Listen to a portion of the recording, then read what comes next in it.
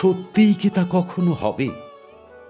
ভারত আবার জগৎ সভায় শ্রেষ্ঠ আসন লবে? হে ভারত, সন্তান তোমার হিংসায় উন্মত্ত, পরস্পরে ধর্মের নামে রক্তের হোলি খেলায় নিত্য মারে এবং মরে। বড় বিস্ময় লাগে, জনগণের প্রতিনিধি ক্ষমতায় এসে শাসনে শোষণে ব্রিটিশকে অবধি ছাপিয়ে যাচ্ছে। দেশ জননীকে বিশ্ববাজারে পণ্য করছে অবহেলে। বহুত্ববাদী চেতনা অকাতরে জলাঞ্জলি দিয়ে এরা বিচ্ছিন্নতার নিত্য ভজনায় রত। নিরস্ত্রীকরণ আর নিরপেক্ষতার নামে বিশ্বকে বিব্রত রাখার ফন্দি আঁটতে যত প্যাচ পয়জার ঝুলিতে রেখেছে সব একে একে করছে বার।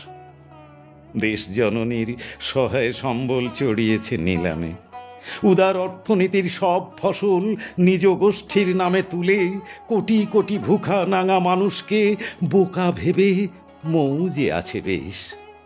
ওই কঙ্কাল ঢাকা চর্মসার শরীরের মিছিল যেদিন পৌঁছবে মসনদে থাকা শাসকের দরবারে, তখন ফিরবে কি হুঁশ? জাত ধর্মের বজ্জাতিকে মূলধন ভাবলে দিনের শেষে দেখবে দুয়ারে সমন।